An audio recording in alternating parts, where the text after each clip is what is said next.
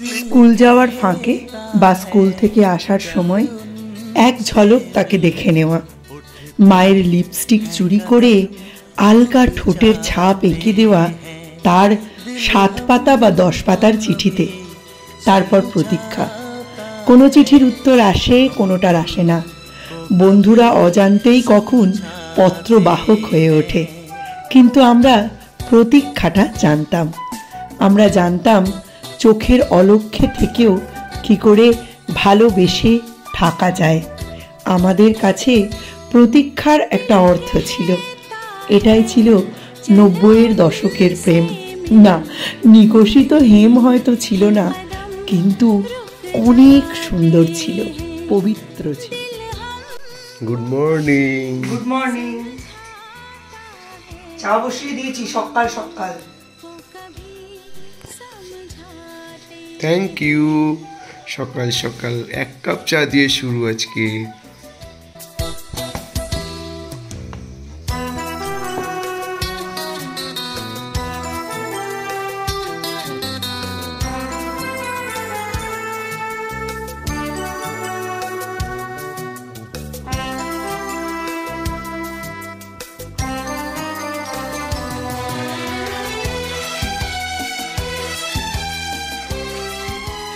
এইটা একদম ভরপুর শুভেচ্ছা বার্তা আসতে শুরু করে দিয়েছে, কারণ পরীক্ষার আর খুব বেশি দেরি নেই। এদিকে যার বিয়ে তার হুঁশ নেই, পাড়াপড়শির ঘুম নেই। যার বিয়ে মানে সৌম্য কালকে ভোরবেলার দিকে আমার অ্যালার্ম বেজেছে 4:30, আমার 5টায় ওঠার কথা, তো 4:30 অ্যালার্ম বেজেছে, ঘুমটা খুলেছে, চোখটা তাকিয়েই দেখি মোবাইলে লাইট জ্বলছে। বেটা বসে বসে মোবাইল দেখছিল, আর আমার যেই অ্যালার্মটা বেজেছে পেছন ফিরে দেওয়ালের দিকে মুখ করে শুলো।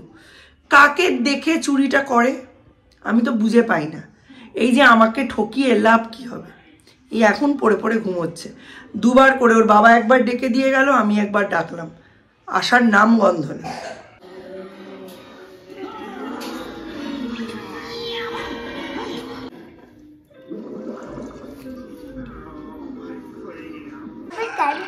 This one's mine!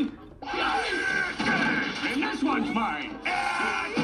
This one's mine! No, it's mine! Mine! Mine!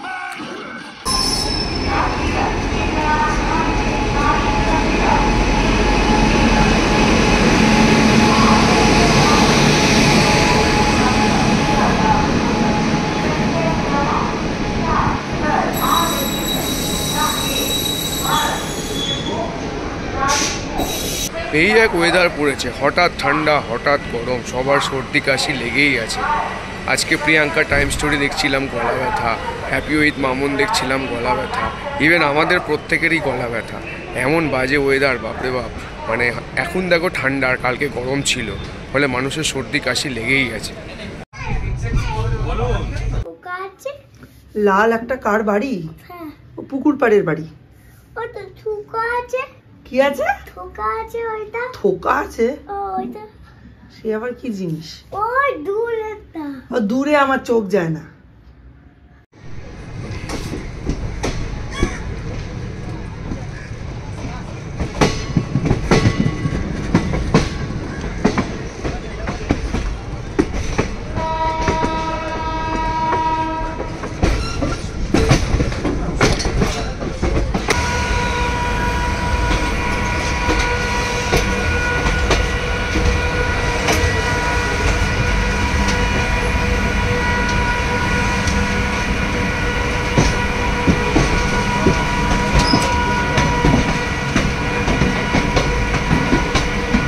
আজকে আর বেশিবার ডাকতে হয়নি, তাড়াতাড়ি উঠে পড়েছে। চলো চাদরটা নিয়ে নিচে যাই। কি হয়েছে? কি দেখবো? গাছ কেটে দিচ্ছে না, জঙ্গল পরিষ্কার করছে। হ্যাঁ, বেড়ে গেছে, খুব জঙ্গল হয়ে গেছে, তাই জঙ্গল পরিষ্কার করছে। হ্যাঁ, পাতাগুলো বাড়াবাড়ি হয়ে গেছে একেবারে। 11টা, এখন শিয়ালদা স্টেশন পৌঁছলাম। চলো আগে আগে দেখা যাক কি হয়। আজকে আমাদের এই পুকুর পাড়ের রাস্তা দিয়ে যেতে হবে। ওইদিকে রাস্তাটায় পাঁক তুলছে, ড্রেন পরিষ্কার করছে মিউনিসিপ্যালিটি থেকে। এই রকম ক্যামেরা ধরে যাব আর সূর্য ওই পাঁকের মধ্যে আছাড় খাবে, তো ওই জন্য আমি আর ওইদিকে যাওয়ার রিস্ক নিলাম না। চলো, পুরো তাড়াহুড়ো করে বেরিয়েছি। আসলে বিছানা টিছানা গোছাতে জানলা ফালনা খুলতে গেছি তো টাইমের হিসাব নাই। নিচে যখন নেমেছি দেখি 10টা 25। হে ভগবান, না হয়েছে ব্যাগ গোছানো, না হয়েছে টিফিন ঢোকানো, না হয়েছে জল। দীপ হাতে হাতে করে দিল, তাড়াতাড়ি করে বেরিয়েছি। এখন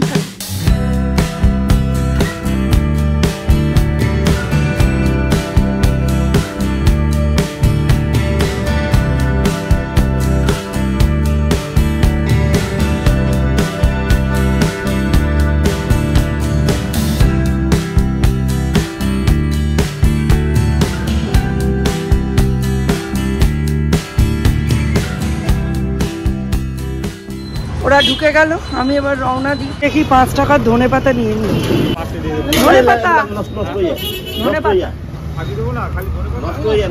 অনেকদিন ধরে ভাবছি একটু মাছের কচুরি বানাবো।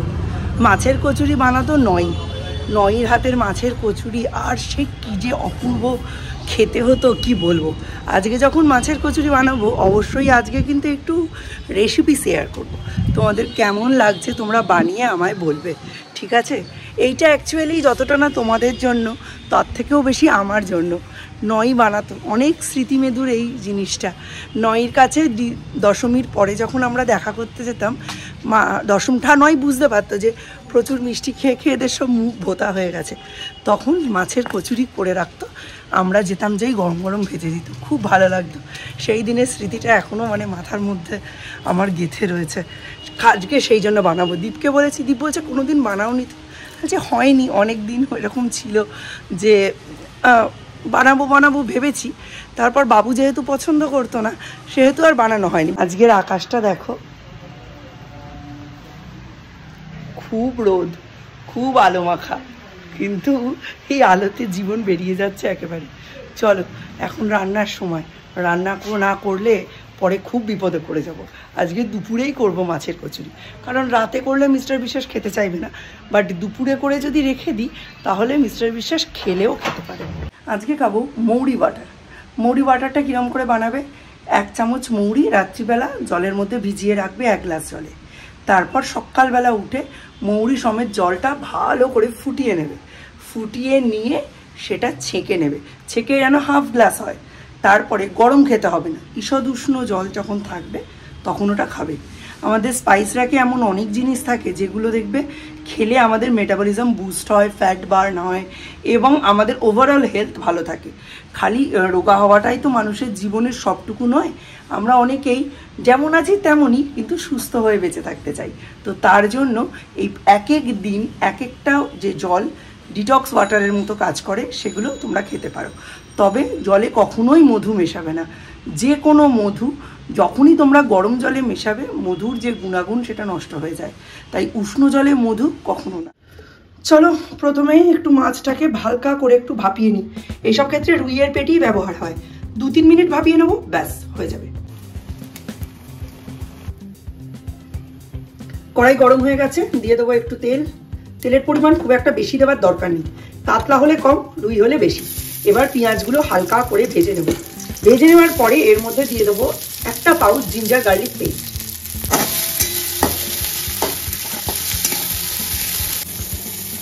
জিঞ্জার গার্লিক পেস্ট, বাড়িতে আদা রসুন বাটাও দিতে পারো, কোনো অসুবিধা নেই। মাছের কচুরির জন্য বেটে রাখা এই যে মাছটা সেদ্ধ করে রেখেছি, এটা কাটা ফাটা ছাড়িয়ে নেবো। এই দেখো, মাছটা বেছে নেওয়া হয়ে গেছে। মশলার মধ্যে মাছটা দিয়ে দিয়েছি। এবার এর মধ্যে দিতে হবে ধনে পাতা কুচি আর একটু শাহি গরম মশলা, কারণ মাছের গন্ধটা কাটানো খুব জরুরি। এরপর আরো একটা জিনিস কিন্তু দিতেই হবে, সেই জিনিসটা হচ্ছে একটা স্পেশাল ট্রিক্স, যেটা দিলে মাছের পুর কখনোই নরম থাকবে না, একটু শক্ত হয়ে যাবে। সেটা হচ্ছে এই যে বিস্কিটের গুঁড়ো। মাছের পুর কিন্তু কখনোই এক হাতে নাড়া যাবে না, বারবার লেগে পড়বে।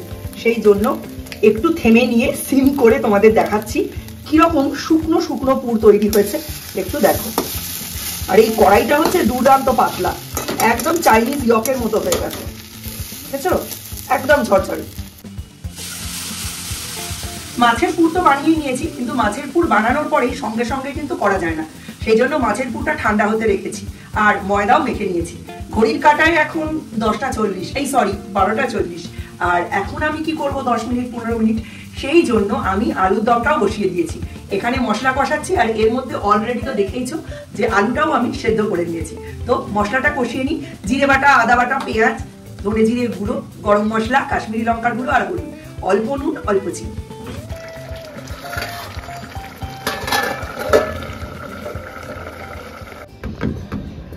সূর্য এখন এর ওপরে উঠেছে, আজকে ডায়াসটা ফাঁকা পেয়েছে, উঠেছে। রোজই অ্যাকচুয়ালি থাকে, আমি তোকে নিয়ে চলে যাই, এখন বাইরে দেখছে। এটা কি? ওয়াও,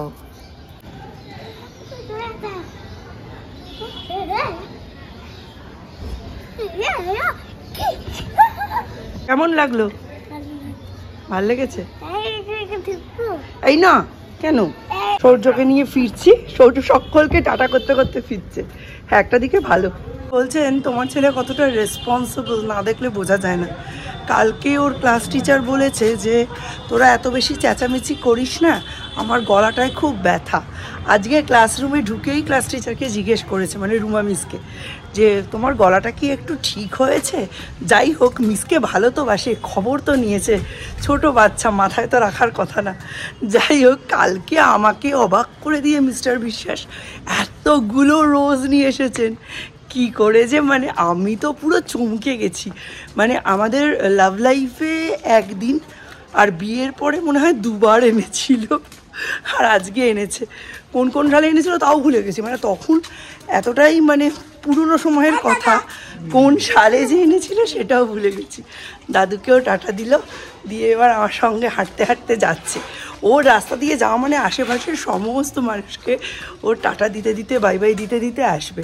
আর কি পড়েছে দেখো, ওয়াও, এটা কে? রজনীকান্ত। তুমি সূর্যমণি। দেখো, বাপের বাড়ি ছেলে মেয়েরা শ্বশুর বাড়ি আসে কেন? একটু ভালোবাসার আশাতেই তো আসে।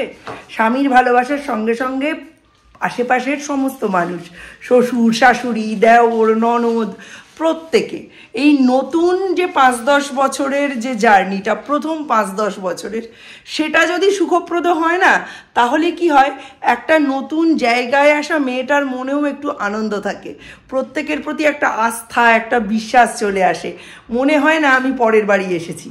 কিন্তু যদি প্রথম থেকেই বিষবৃক্ষের চারা রোপণ করা হয়ে যায়, তাহলে পরবর্তীকালে কিন্তু সেই জিনিসটাকে আর কিছুতেই চেঞ্জ করা পসিবল নয়।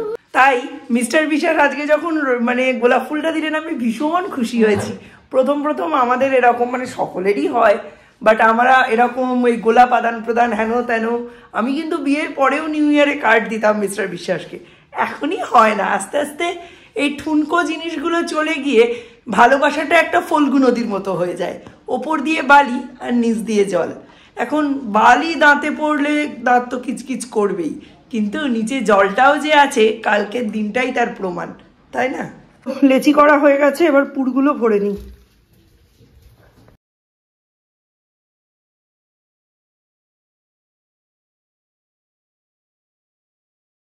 গড়া হয়ে গেছে, এইবারে যখন খেতে আসবে বেলবো আর ভাজবো। আগে তোমাদের আলুর দমের লুকটা একটু দেখিয়ে দিই, হেব্বি হয়েছে দেখতে, খেতেও ভালো হবে।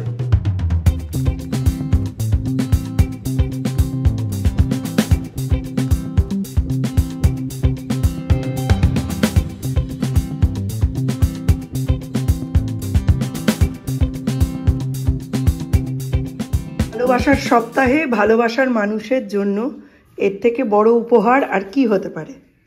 কি আমায় বলো তো? পাপড় বাটা লাভ ইউ। কচুরি। আর এইটা কি? Love you. Love you. বলো তো এইটা কি রান্না করেছি? এটা fish kachori. Fish kachori love you. হচ্ছে মাছের কচুরি, আলুর দম আর সস, আমার বড় কর্তা মশাইয়ের। যে এইটা খাবো বলে আমি ব্রেকফাস্ট করিনি, মিষ্টি নেব না, খালি এটাই খাবো। সৌম্যকে একটা কাঁচা গোল্লা দেবো, দিদি এনেছিল, ওটা তো রয়েই গেছে। কড়াইশুঁটি কচুরি না, কি এটা? মাছের কচুরি। মাছের?